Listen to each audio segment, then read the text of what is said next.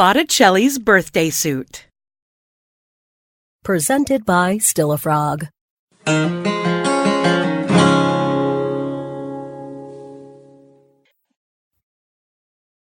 I've always longed to play the cello. I've always wanted to learn how to skateboard. Since I was a kid, I've dreamed of being a magician, and I've always had this romanticized fantasy about becoming a painter, where I could have that crappy little attic apartment without so much as a sink, let alone a shower, languishing in my filthy Parisian lifestyle, subsisting off of nothing but bread and cheese while talking philosophy with those budding Picassos and Chagalls. Granted, at the end of the day, I wanted to return to the Four Seasons and room service, but you get the picture. Nearing 50, I feared I was running out of time for those I've always wanted tos. I know 50 is the new 30, it's the prime of your life, when you're wiser, more comfortable in your skin, and the war and peace-sized chronicle of experience you've racked up counts for a lot. But I still felt as though time was flying by at frightening speed, and my window of opportunity to realize these dreams, as improbable as they might be, might slam shut with no warning whatsoever.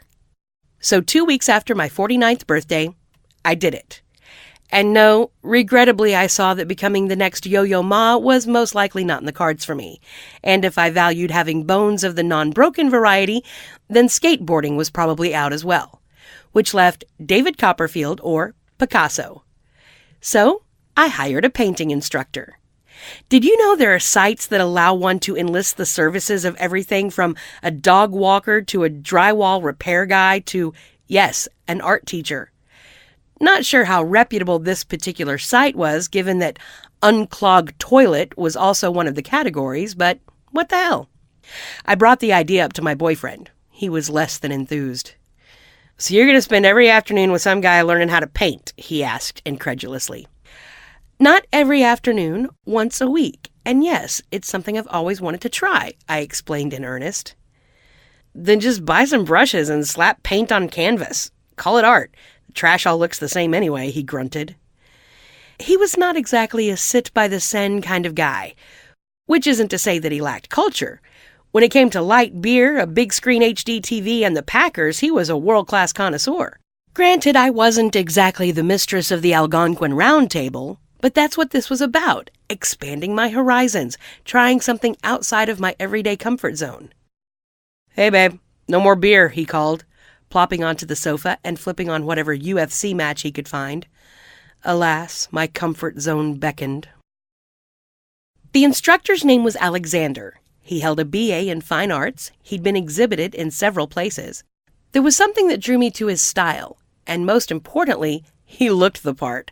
Scruffy, not quite beard, brooding eyes, long hair in a ponytail, and the obligatory Bob Marley black t-shirt. In other words, the quintessence of artsiness. I would go to his studio. The site claimed all service providers were thoroughly screened, which took a little of the romance out of it, but certainly safety and all that. We spoke on the phone prior to my first official class. "What should I bring?" I inquired. "Your passion, your vision, and an open mind." "Okay, then." Alexander was thus far exactly what I imagined. And so was his studio. Splattered paint, canvases in various stages of progress dotting every available surface, and the smell, the distinctive mix of turpentine and whatever odor paint gave off, beyond intoxicating. "Hello," he gallantly took my hand and kissed it. He had a bit of an accent, but I couldn't quite place it. "Hi," I half-giggled like some awkward teenager. As in his online photo, he had donned a black t-shirt and ponytail, along with holey jeans and a pair of beat-up leather moccasins. This just got better by the minute. We began with sketching a wine bottle. He demonstrated, then stood behind me as I proceeded to ape what he'd done. Guess what? I was not an artist, not even close. I was outright terrible, and Alexander was doing his best to pretend that I wasn't. Poor bastard, he had no idea what he'd signed up for. And yet, amazingly, he managed to make me feel as though I did have some potential at least, even though we could both clearly see there was zilch there. Zero. Nada. You get the picture. Or don't get it because I drew it and it bears no resemblance to any object found anywhere. "Maybe we'll move on to painting," he kindly suggested. He made me laugh hysterically while showing me how to paint a tree, impressionist style, doing his best to mimic Julia Child's voice. My painting technique, I use that term ever so loosely, was a tiny bit better than my attempt at drawing. I could create something sort of like a tree, just as long as perspective and proportion didn't matter. He gushed over it. "Calm down there, Picasso. You're still getting paid," I teased. He laughed. "Would you like to meet again here next week?" he asked when the session was over. I'd had so much fun that, despite the crash and burn reality of my artistic talent, I did want to do it again. Sad little tree in hand, I left as he called out, "Creativity takes courage. Matisse said that," he explained. I glanced down at my canvas. Well, then I must be Davy Crockett at the Alamo, I chuckled. In fact, we met for the next 4 weeks. And no, my painting did not improve, nor did his ability to feign an appreciation for it. I worked on clumsily creating perspective while he told me jokes that were totally unfunny. In fact, so unfunny that I couldn't help but laugh. I had a grand time despite my woeful lack of talent, vision, or skill. And while Picasso meets Manet, this was not, I did get a chance to listen to him as he regaled me with stories of exotic places and people. He'd traveled the world. He'd seen more in just the past couple of years than I'd seen in 5 decades on Earth. I loved his colorful tales. I loved the way he told them as much as what he talked about. After the hour was up during our 4th session, we actually walked around the corner to a small cafe and grabbed lattes. We sat and talked through 4 cups worth. My Parisian dreams somewhat altered, but still coming true. My boyfriend, meanwhile, got plenty of amusement from the paintings that I brought home. "So you're paying $75 an hour to learn how to do this," he was mockingly pointing at my latest painting, which I'd called Bird Perched on Sneaker. Even my titles were of a cringeworthy nature. "Guy must not be all that great of a teacher," he laughed. "Hey," I began, "there's a new art exhibit Alexander was telling me about. Maybe we could check it out and then hit that new bistro that just opened up?" He looked at me as though I'd suddenly grown 3 heads. No. Pass. Besides, there's a pay-per-view MMA match on tonight." He tossed his jacket across my sofa table and made his way into the kitchen, presumably to grab a beer, and then assume his standard big fight position. "Pepperoni or mushrooms?" he asked. "Mushrooms," I said. "Is it okay if we do pepperoni this time? I'm not really in the mood for mushrooms." "Sure," I answered. In all fairness, that wasn't who he was.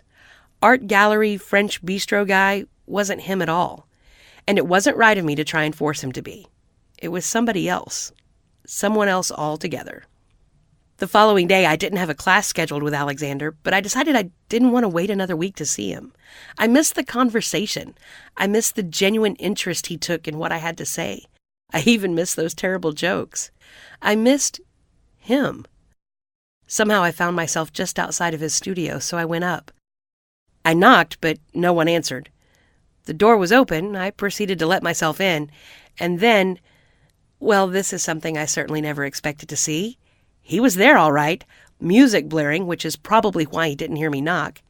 There was a huge canvas set up on the easel in front of him, paint seemingly everywhere, and front and center stood Alexander before a semi-finished composition, brush in hand, naked as the day he was born.